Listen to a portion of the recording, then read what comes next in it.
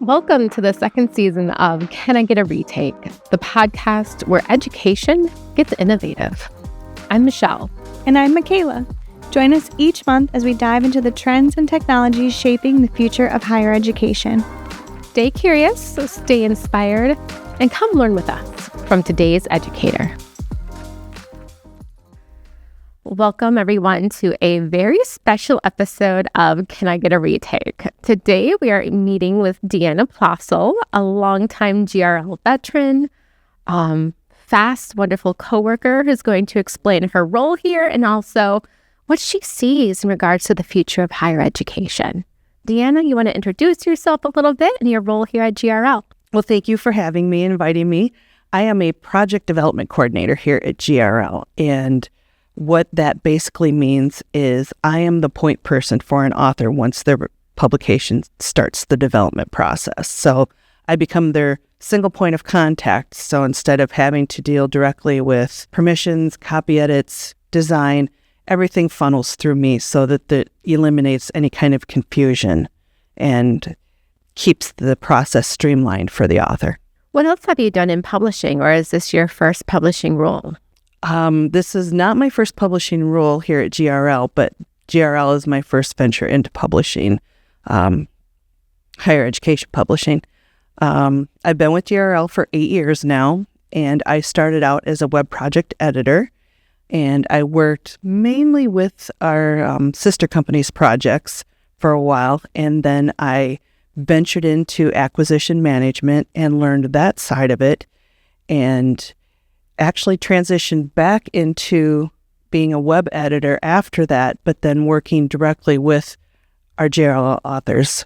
And that was really a great opportunity to take the skills that I actually picked up as the acquisition manager, because now I could appreciate the other side of the coin, so to speak. And then at the beginning of this year, I was promoted to my new position where I am not only working directly with the authors, but also more involved in the business side of it in terms of forecasting and being able to discern who makes a good partner. What makes a good partner? Good question. And it's a variety of things. Kind of look at it like a little bit like Shark Tank, in that we're not the publisher up here and the authors here and we're dictating everything. We want to make sure it's a good fit, something better than the Bachelor or Bachelorette that's going to be, and we're in for the long haul. And so there's a lot of vetting in both ways. So it may be a case of we feel it's a great fit, maybe the prospective author does not, or vice versa. But there's a great deal of transparency there so that we can get that felt out early on versus having a whole bunch of time and development, not only on our side, but also on the author side, and realize that, this maybe might not work out. Does that happen very often? No. And that's because we try to be so thorough at the front end to make sure that what the author wants to accomplish is something that we are on the same page with and can share the same goals with. So say that we've gotten to that point. Mm-hmm. What is the first step once you start working with an author? Surprisingly enough, it's getting them just start writing. What we found is in order for them to understand the process, it's best to work with their material right off the bat. So we will get them into rapid prototyping and ask them to start writing a chapter. Look at their outline. Typically, it follows what they're going to be teaching in class. They've kind of already developed it with their syllabus. Ask them to start writing the chapter that would be their favorite. So not necessarily the first one nor the last one. They're the bookends, but something in the middle that's more representative of what the whole book is going to be like chapter by chapter, and not perfection. You'll hear us say over and over again, progress, not perfection. And that's the beauty of digital, because we're always going to be evolving. We don't have to wait until everything is in to get it off to a copy editor, permissions. So we want to get started with their own material so that they're relatable to it. And once we get a look at that and look at it together, there's more brainstorming that goes on. How is this going to translate digitally is going to accomplish what you want it to do. The main part of it being, their why. Why are you doing this? You want the better experience for your students as well as for yourself. How is this going to move the needle towards accomplishing those goals? And sometimes it's back to the drawing board. Many times it's just, okay, we've got this to work with. I think of it like Play-Doh. They've got their own Play-Doh, and you get that first kind of shape done, and it's like, okay, I'm not sure how I want to go about this yet. I need the instructional design advice where we come in, and then run with it.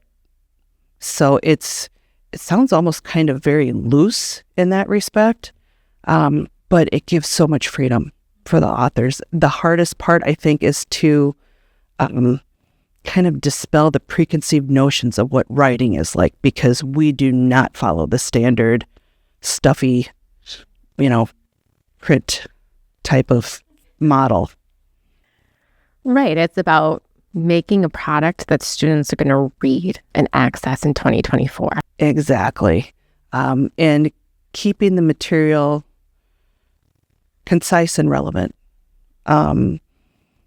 There's a lot of times they're looking at us because they have maybe one or two textbooks that they're using already, and they use a portion of this one and a portion of that one, and they're trying to make their course fit the textbook instead of the textbook fit the course. And that's what we really bring to the table, is the customization that they can do. And then especially too, if they're with a bigger department and others are going to use it within the department, then there's another level of customization we can go there. And many times that first final product that we get done is definitely not a final product by any means. They get out, they test drive it, they like what it's doing, but they recognize now within use that, I can do this differently. And what I tell them once they use it that first semester is basically keep a journal and keep track of, okay, this is what I want to do, maybe a little different next semester, or come up with the ideas, okay, this would be a good place to stick in a better scenario or bring something more to the table. They might find that there's a place where the students really struggle that they didn't expect, and they can go back and work on that and keep enhancing it over and over again versus waiting for that next revision to come out 4 or 5 years down the road. No, I did want to touch quickly on, I know we've had authors on the podcast in the past say that they've appreciated that flexibility, but also when they've needed a guiding hand to help them create a more deadline-driven calendar or schedule, we've been there to help them with that as well. Yes, that's the other big piece of it, is establishing the expectations early on, both ways. We're not that stringent taskmaster that, we set up the chapter schedule and if you don't have it in, there's going to be consequences. No. We recognize that people have lives. And so when we're working on setting up these schedules, we try to factor in and we remind them that things are going to pop up. The best laid plans are always going to get thrown to the wind no matter what happens. Life is going to get into the way. So we try to account for that and be very upfront and transparent about this is really how long it's going to take. So when you say, for example, I have an author that comes in and their table of contents is 25 chapters. That's really not realistic. Granted, it's covering everything and then some, I think, under the sun. But once you take a step back and look at, okay, typically a term is about 14 weeks. So you're talking about 2 chapters a week and you're meeting with students, maybe twice a week for lecture and once for lab, depending what the discipline is. And setting in that realization, okay, what do you really need? What is going to be the most important for the students to have this first time out? And weed that out and get it to something that is more manageable, not only for the students, but for the author themselves. Another end of it, too, is setting the expectations of the interactives and coming up with things that allow them to teach versus be stuck in grading all the time. It's great to have a lot of short answer questions. That sounds like a great thing. But if you've got 150 students and you've got, say the chapter is maybe 8 web pages long and you just do 1 per page, that's still a lot of time tied up, whether it's the teacher or the TA, typically the TA. It's creating an understanding in that respect, and then, okay, what's the alternative? What can we do to still reinforce the concepts and still lighten the load that way? And then that's where our instructional design expertise comes in. What are some good examples of instances where students have given feedback and we've responded to it? One that I'm working on right now that just launched this fall, that has been one of the biggest takeaways. It's computer information systems. And the author is like, there's nothing out there that covers it all the way I want it covered. And he does have a very conversational tone to him. You feel like he's speaking directly to you. And the students have already said several times that they really appreciate that. And it helps them to understand and not be overwhelmed, with the unnecessary jargon and like complex sentences. Writing for the students versus writing for their colleagues. Right. And that's something that we stress early on, is to try and keep that always in the forefront of their mind for maintaining that tone throughout the publication. And you had asked about what's something that we did based on student feedback. And I've got a General Chemistry for Engineers publication. Fantastic work by Elizabeth Griffith.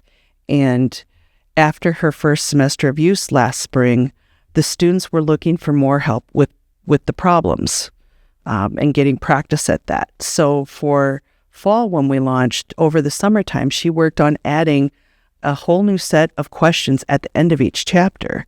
And they weren't there as quizzes, but we used what we call a long description type of style, where the students are asked the question and then they click a button and the answer appears along with her explanation of how you get to that answer.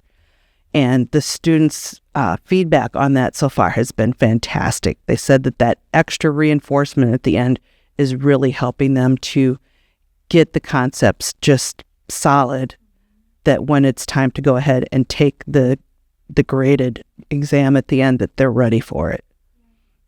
In what other ways does GRL adapt to student needs or the whims of the higher education system? One of the big things, and this is where our design team really comes into play and plays up their strength, is making sure everything's accessible. So I've been at this 8 years, and we were doing it and keeping up, good, but it really has moved to the forefront in the last 5 years. And our design team works very hard to stay ahead of the curve. So there's expectations that the universities themselves have, and we set our guidelines above and beyond that so that we're future-proofing. And that not only for the accessibility for the students, but also in turn ends up leading us right into something terrific for the instructors, and that is being able to integrate with their Canvas LMS. So Canvas, Blackboard, D2L, Brightspace. Before we can integrate with any of the LMSs, we have certain things that we have to go through in terms of proving that the publication is accessible, that our platform is secure. So then that involves IT as well. And that piece of it is what really excites me now, because when it initially came about, it was really kind of vague. And it's turned around now into something that is a huge benefit, that we're able to, and when I say integration, I mean that a student can log into their account on Canvas, say, and if we're able to be integrated with their platform, they can click into our platform with one click, and we're able to pass our grades over from our grade book in the platform right directly to the LMS seamlessly. So there's no more exporting grades by the instructor maybe once a week to get it in to their LMS. And then now for the future, and this one really excites me, is something called deep linking. 30,000 foot view on deep linking. Think of it as kind of the reverse of gradebook integration, in that instead of the instructors having to create everything, a shell, they call it, like in Canvas, of what all their grades are going to be, and then letting us know so that we could kind of match up apples to apples, we can create that publication and they can pull it over. So whatever we've created already, they don't have to recreate in Canvas, or again, whichever it is. So there's a handful of schools that have gotten to that point, and that really excites me. I would have never guessed that something like that was going to be possible, but things are changing so quickly that it's hard to even imagine until it just kind of shows up, like deep linking did this spring. And my author that launched that with her department is just absolutely thrilled with it. It's a game changer for busy instructors and busy professors. One less thing they have to think about. And to touch on accessibility, GRL definitely is a accessibility first publisher. Like you said, we take that very seriously, and we've reaped benefits in the terms of more students having equal access for the same value as every other student. So you've already given us a little bit of a rundown on the 8 years you've been here and the different roles that you've held, the different positions.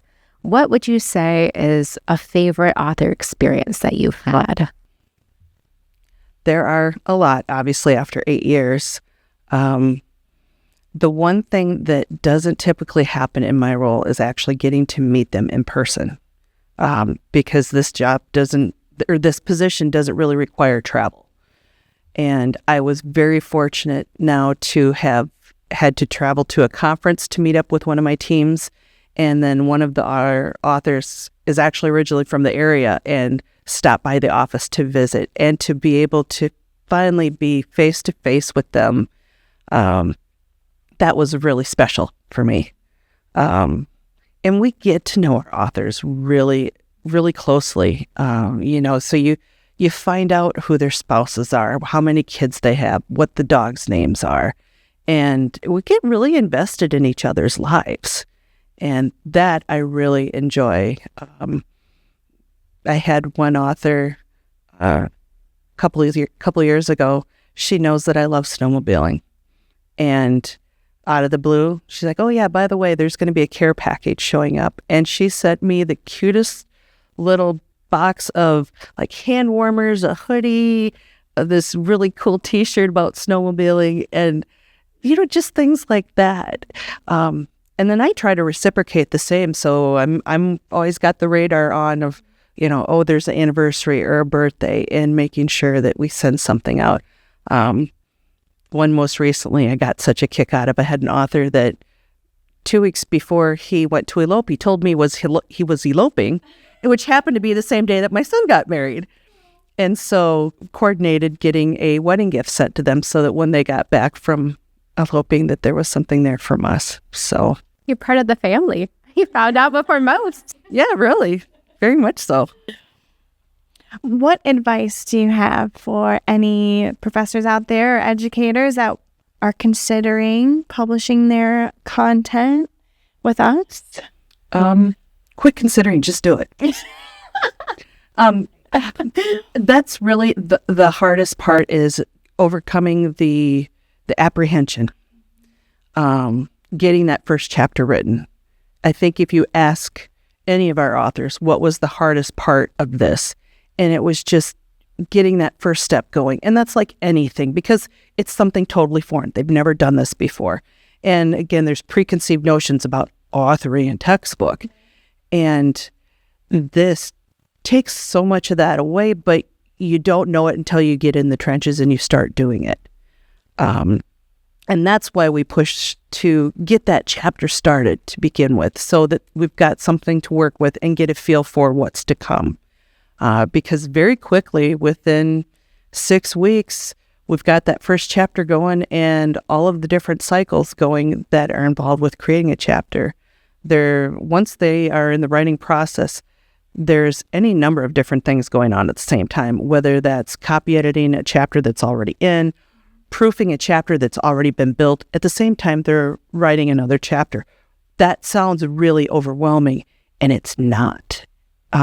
I think that is something that when the authors are surveyed when they're done, what did they appreciate about that? And it's the fact that all of that was going on at the same time because it kept them connected to their material throughout versus getting a chapter done, pushing it away and setting it aside. Because many times they'll get through 4 or 5 chapters and realize, oh, I put this here, but it really needs to go there. No problem. We will go back and rework what we need to. They have those aha moments. And that's great. That's what I love because then I know they're really getting into it. Speaking from your time on the sales team, what are some other, hesitant questions you've gotten from potential authors, and how would you encourage them to write with us?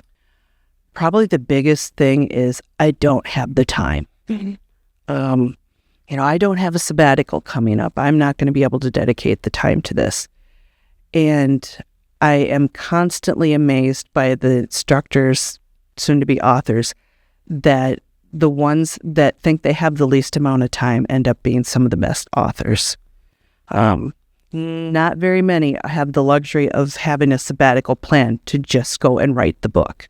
I have had a couple that are that lucky, but it's not needed. One of the things that we try to emphasize from the beginning is the importance of carving out a dedicated time each week to write. You don't need the whole day, or to, dedicate 2 days. I'm not doing this, but to pick a 3-hour time slot and guard it with your life. This, like your office hours, this is going to be from this time to this time that I am dedicating to the book, whether it's writing, looking over copy edits, looking for images, whatever it is, and just making that a part of your schedule. And once that piece is in place and it's stuck to, it makes the rest of the process go really easy. Now, some will say, well, I just don't have those 3 hours. You do. You just got to look for it. What would you say are some common pitfalls that people make or bad habits? The confidence in what they're writing. They know the material. That's not the confidence issue. The confidence issue is, am I really good enough to write a book? Depending on where they're at in their career, some are at the point where not a problem, but a lot of others, they're maybe, few years, whatever it is, into it, and they've seen other textbooks out there. So they've, again, that preconceived notion of, I've got to measure up to that. And it's getting that mentality kicked out the door because that's definitely not an apples to apples comparison. The biggest reason I think I see that authors would let's see. One of the biggest reoccurring themes that I've saw as in acquisitions, and now what I'm doing is the common themes that I've seen across the board is the reason that they want to write is nothing fits the way they're teaching. The pedagogy doesn't match up, or the supporting materials aren't there. They've had, they might have a book, they might not. They might have a ton of materials that they have compiled over the years, and they've really got the book already written and don't even realize it. So it's digging deep into that and peeling back the onion, so to speak, and helping them realize you've got a lot more than what you really realize. What are some of the challenges that arise when you're trying to balance, the author's vision for what this is going to look like with more practical aspects of what the online course delivery, needs to be? So the way I deal with that is to kind of work backwards. They got a big idea of how they want to do something. And in the back of my head, I'm like, well, I know that we can't necessarily do that way within our platform.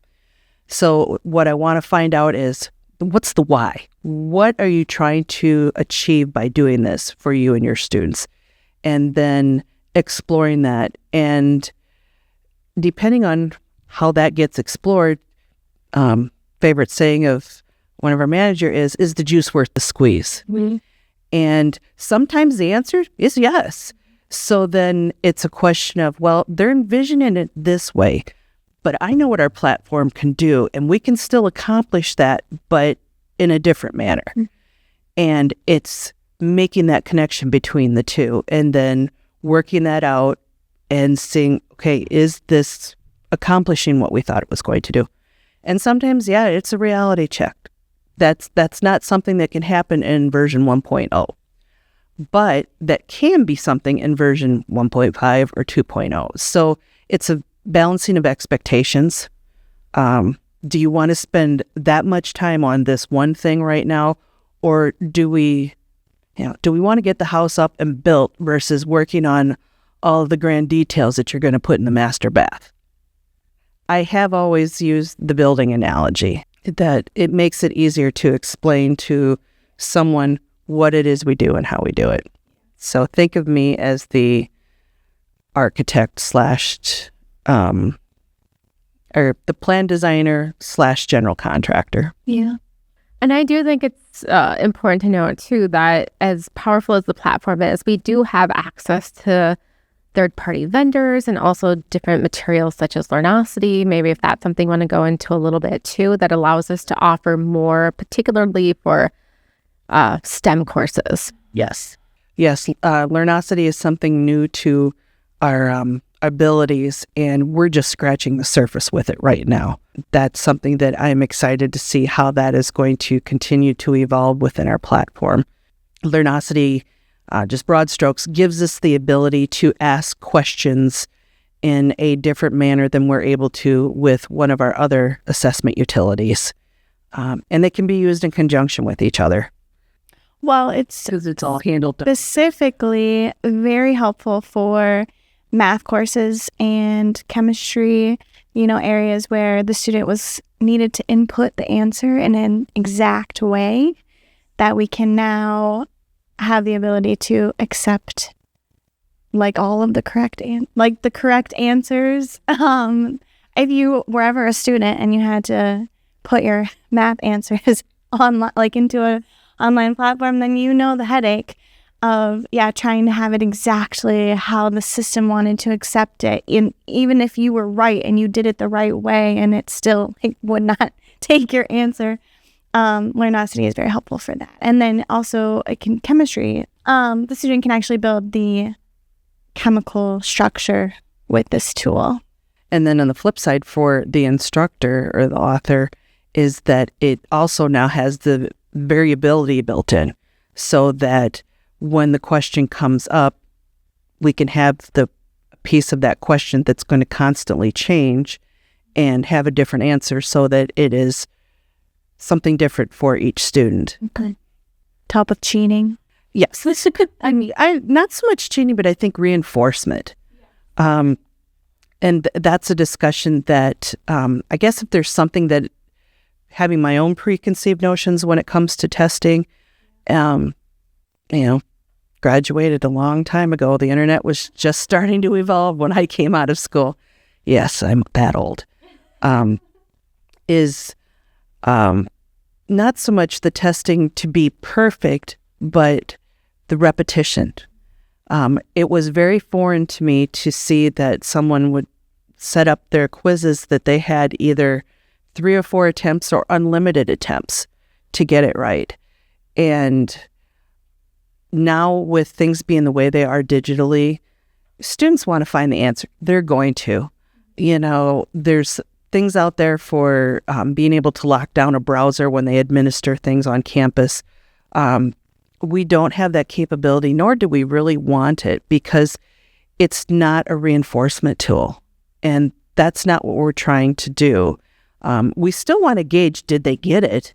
But now it makes more sense to me to have a couple of attempts on something so that they can go back and look at it and get it right. Current author that I'm working with is very adamant about that. He says, I want unlimited attempts because there's no reason why doing it that way that they shouldn't all have 100% by the time they're done. And they're either going to go back and find it anyway because browsers work that way, or if he would put, say, an availability dates, a window, and a password on it, students have phones. They can take pictures of things. So if they want to cheat bad enough, they're going to do it. So just set that aside and concentrate on getting the message delivered. Right. I think for the most part, students want to understand. It's when they don't understand and don't have the resources that they resort to Yes. getting by.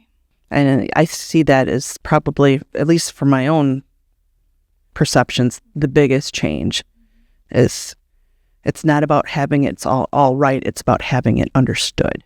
I think that goes back to our third episode we ever recorded with Aaron Shoulders. Mm-hmm. And that was the big takeaway, I think, from all the intensive research that he was doing on creating quizzes and assessments that truly gauged understanding and then mastery versus, points. Like, are they actually learning what I want them to learn? And is this question actually asking what I want it to ask? There's one I'm working on right now that the question's being asked 3 different times in the chapter or the section. So the first time, there's no interactivity. It's just, what is the question? And then some explanation behind it. And then we're calling it a knowledge check, where they're going in and they're answering it, but it's not anything to be graded to go into the grade book. It's just to see, did you get it right or wrong? And if you got it wrong, this is the rationale behind, what you need to do to get it right. And then at the end of the chapter, that concept is coming back. Kind of going along with that, you talk about what we do and kind of don't do in regards to student cheating. With the advent of AI, it's really shaken up that argument in the higher education industry. What is GRL doing in terms of incorporating AI into our own processes? We're scratching the surface like everybody else. We're in the same boat, just trying to figure out what the paddle's going to look like. There's a variety of things I've seen so far, and it's on many different levels. I mean, something as simple as using AI to create alt text for images for accessibility. That tends to be something that would slow them down, and AI does a good job of that. Our permissions team has been in long discussions already with legal and figuring out what the guidelines, boundaries, vague though they probably are, but giving us the tips and giving us the support that we need to talk with authors when they have questions about what they can or can't do with AI. The one thing that is for sure is AI is never going to replace the author as the content expert. Yeah, keeping the human in the loop is very essential. Even with writing alt text, we're still making sure it's a starting point, but we're refining it based on the actual image too. It's going to be very interesting. I mean, it's getting faster and faster. I look at what's all changed in the last 8 years, and it just seems like each year that window of enhancements or new things to come along gets smaller and smaller, that it's just coming out one after another.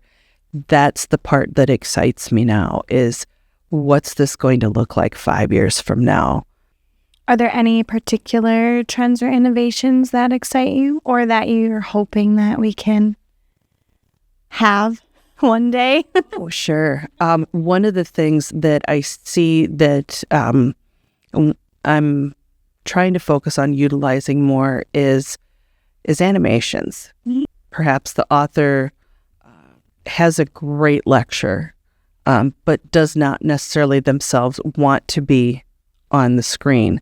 Or we can work with a vendor to create that as an animation. So not only this animation talking to the students using the author's voice, that the avatar looks similar to the author, but is incorporating things within that animation to demonstrate the concept that he's talking about, whether it's something STEM related or basic skills. That was one of the first ones that I saw this evolve with. The author had videos that he did the speaking on and is working to replace them now with the animations. And it looks looks really good, but it's doing a great job of reinforcing the concepts because he's able to take the time and add in everything that he's talking about to come back and revisit it versus having to get it all right, as a video to start with. So we have one final sort of question, and we ask all of our guests on the podcast, which is, well, it's a segment called You're Wrong. Not you, but probably us or our listeners. And this is your chance to set the record straight about any misconception in, your field, which in this case might be publishing. So tell the world what everyone's wrong about publishing or digital publishing. I think we already touched on this and kind of gave the answer away earlier on. And that is when an author says, "Oh, I can't write a book." You're wrong. You can. With our help, you most definitely can. It's all right there. It's just a question of getting the two minds to meet and making a plan and making it happen. I do have an announcement to our listeners, and that is that I am going to be stepping back from my role as co-host. I will still be co-producing and editing the podcast and doing some more marketing for it. And hopefully I can do a lot more with editing, and I'll have the revived energy for making this podcast even more amazing. But Deanna's going to fill my role, and so it's very exciting. Well, thank you, Deanna, for sitting with us today. Thank you for having me. And to the audience, we'd like to say we know you're going to love Deanna, and she will be joining me in the co-host chair moving forward. I think it's going to be a neat opportunity. I'm really looking forward to hosting with you, Michelle. And I am too. Well, thank you, everybody, for listening to this episode, and you will catch us again, and by us, I mean Deanna and Michelle, not me, in February of 2025 for Season 3. Thanks for tuning in to Can I Get a Retake, a podcast by Great River Learning. If you liked the episode, show your support by subscribing, sharing, and leaving a review on your favorite podcast platform. For detailed show notes and transcripts, visit greatriverlearning.com. Can I Get a Retake is brought to you by hosts Michaela Albee and Michelle Manneman, with editing by Maggie Christensen.